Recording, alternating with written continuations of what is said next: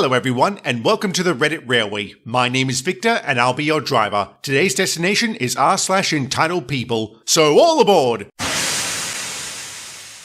We have two dogs who my parents have always called their grandpuppies. We've always done everything for them to ensure they have happy lives. Arlo is the eldest and is a Blue Mantle Great Dane. He's beautiful and loving. He's basically Scooby-Doo with different coloring. I spent years researching his breed, and he's absolutely my dream dog. Daphne is our second eldest. She's a mutt essentially. Her dad was a German Shepherd, and her mum was a Kelpie Rottweiler mix. To give you some idea what she looks like, put the barrel chest and coloring of a Shepherd on a Kelpie, and you've got Daphne. My partner instantly fell in love with her the first time we saw her. She's definitely the smart one of the pair, and is the reason why the front screen door is always locked. Yes, she can open it. And yes, she was named Daphne after my partner tried and failed to get Arlo to be called Scooby. Recently, my partner was taking Arlo and Daphne for a walk. I'd gone halfway with them before heading back home as our toddler had fallen asleep. As he was passing the local school, a car pulls up in the middle of the road. My partner wonders what's going on, thinking that maybe there was something up ahead the driver wanted to warn him about. Instead, the woman points at Arlo and goes, "How much?" My partner is obviously confused. Why would a stranger pull up in the middle of the road asking how much our dog is? It's not like he's dangling a for sale sign above Arlo. My partner replies, "He's not for sale." The woman doesn't take that as an answer. "No, really, how much?" My partner repeated, "He's not for sale." They go back and forth like this for a few rounds until she drops this gem, "Everything is for sale for the right price." Instantly, my partner got mad. This woman wasn't taking no for an answer and is now insinuating money is worth more than the love we have for our dog. My partner said, "Listen, I don't know how much clearer I can be. He's not for sale. He will never be for sale. We know he's beautiful. You're not the first person to tell us that. And if we weren't to make money off him, we'd breed him. But that option is out the window because he lost his balls once he finished growing. Now fuck off." He was still fuming when he got home and told me he couldn't believe that someone could be so entitled to think they could just buy someone's dog. Edit. To clarify the lost his balls comment, it's recommended with giant breeds like Great Danes that you wait until they finish growing before you spay or neuter them. If you do this too early, it can cause hormone issues that can affect their joints. So for their overall health, you're better off waiting. Jesus, tap dancing Christ. What is it with people being unwilling or unable to accept the word no? It's like one of the shortest words in existence. What was this woman thinking? Did she think the partner would just hand him over right then and there? He should have messed with her a bit. He should have given her some outrageous number just to see her reaction, but I bet even if he did give a reasonable amount, she would have complained it was too much. At least everyone was able to walk away unscathed. Considering some of the other stories I've read about people and their dogs, this could have gone down real bad.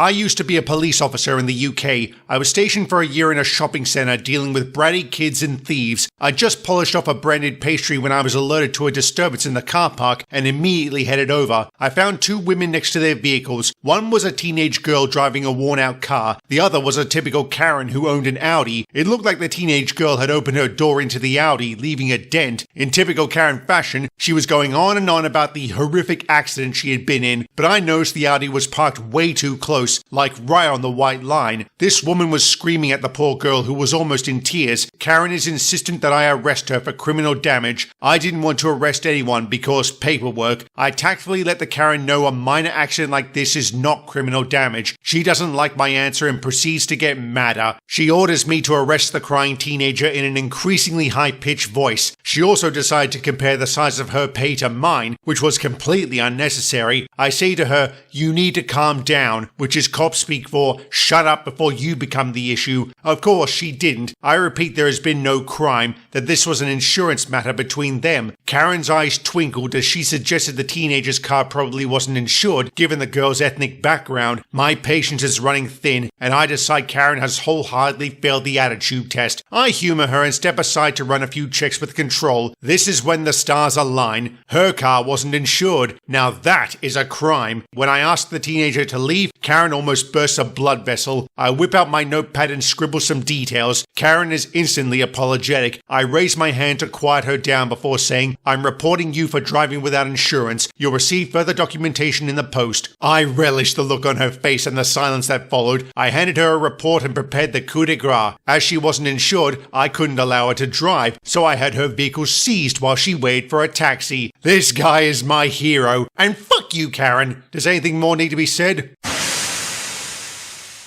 I used to work for a small Catholic newspaper despite not being Catholic myself. Luckily and obviously that didn't stop me from being hired. This was a blessing as it paid the bills and I got to do what I loved as a graphic designer, but it was also a curse as I worked with some over-the-top people, one of whom is the antagonist of this story. I'll call her Rachel. There's also a deacon who spearheaded a campaign with a subordinate to gaslight me. They also harassed another female worker and stole commissions from another subordinate. Rachel had been hired as a secretary and an additional receptionist. When she came on, she was married and had a child. Like me, she was not Catholic, but she later converted alongside her son, and the only reason she did this is because it meant the church would foot the bill to send her kid to a private Catholic school. This isn't speculation. She openly admitted this to me and several others, some of whom have been lifelong Catholics. After their conversion, Rachel said she and her husband couldn't afford to send their child to Catholic school and got the church to pay for it. This frustrated one of my co-workers when she found out. She had been the one to sponsor Rachel as she believed her desire to convert was sincere. During this time, Rachel made abundantly clear that she only plays Catholic when she needs to, but has no intention of actually living the life. I had no intention of living life as a Catholic either, so I can understand that part, but then again, I never had any intention of converting, and everyone knew this. Rachel would visit the church parish office whenever she needed money for her son's books, extracurricular activities, lunch and field trips. She would always look so poor and vulnerable, and no matter the amount, they always covered it. Again, this pissed off my co-worker. We all knew Rachel's husband made a decent living. He was also a nice guy, and in light of what would happen, I'm guessing he didn't know what his wife had been doing. He probably thought his money was paying for the school and all the amenities. You see, while her son, who was also a nice kid, was getting a free ride through school, Rachel had been getting tanned and pampered. Yes, Rachel had started spending almost all her lunches at tanning salons, in addition to getting $200 to $300 manicures and pedicures. She even got some tattoos on her ankles and wrists. Her hair was professionally done on a weekly basis, and she got spa treatments at least once every 2 weeks. Basically, all the money she spent on her own personal upkeep would have been more than enough to cover her son's education. What made it all the more ridiculous is that this woman went to tan so often that she surpassed the normal orange leathery look and started turning grey. I kid you not, her tan had grey undertones. Not fully grey, just enough to make several of us question if she was starting to turn into a zombie. My co-worker did try to tell the church, but without proof Rachel was scamming them, nothing could be done. It also didn't help Rachel was able to prove how poor she was. The church wanted to give her the benefit of the doubt. Of course, I wasn't surprised when she decided her husband no longer made enough money, that he was no longer worth her time. She decided to actively seek out an affair because she wanted something better before fully giving up her cash cow. But that is a story for another day. Okay, I edited that last line for a laugh. I probably shouldn't have, given there's nothing funny about this story. Fuck you, Rachel. What a parasite. It's always a tragedy when people like this latch onto charitable groups. I feel really sorry for the co-worker who sponsored her. It's never a good feeling when you discover you've been taken advantage of, and it's despicable the church is being so accommodating. I suspect there's a lot more going on that we'll discover in the next few videos. Yes, this story has multiple parts, and I look forward to reading them. So until next time, thank you for traveling on the Reddit Railway, and we hope to see you again soon.